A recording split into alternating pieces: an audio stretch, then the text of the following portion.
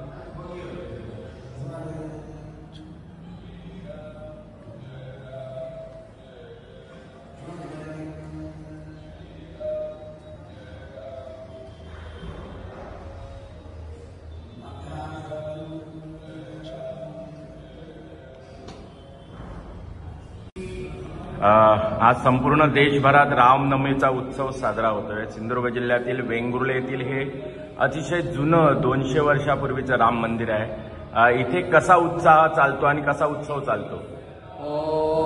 सुरेश, तुम्ही सांगितल्याप्रमाणे हे मंदिर जवळजवळ 200 वर्षापूर्वीचं आहे। पुरातन मंदिर तुम्ही जर बघितलं यामध्ये सगळं ग्रामपंचायत आहे, गणपतीपासून सगळं ग्रामपंचायत इकडे आहे। आणि जय रामनवमी उत्सव ज्या परंपरेने सुरू आहे त्याच परंपरेने आज सुद्धा सुरू आहे। त्या 200 वर्षात परंपरा आम्ही सेम आणि देवाच्या कृपेने आणखी काही कार्यक्रम करतो ते गोष्ट वेगळी। आता परंपराची की सकाळी राम जन्म कीर्तन, त्यानंतर आरती, नंतर दिवसभर लोकांनाही माहिती आहे, दिवसभर लोकांचं दर्शन घेतात। रात्री भजन कीर्तन, नामस्मरण, रामरक्षा स्तोत्र हे सगळे संस्कार हे सुरू असतात। या व्यतिरिक्त ह्या मंदिरात रामरक्षा संस्कार चालतात, हनुमान चालीसा संस्कार चालतात, श्री राम जप चालतो। हे संस्कार लहान मुलांचे आणि बायकांचे ग्रुप हे सततच्या रोजच्या याच्याप्रमाणे हे कार्यक्रम सुरू आहेत। तुमचं नाव काय? मी पुरुषोत्तम मंत्री। हे मंत्री घराण्यातलं आहे, आमचा वैभव आहे। 200 वर्षापूर्वीचं मी जवळजवळ 8व्या 9व्या पिढीतील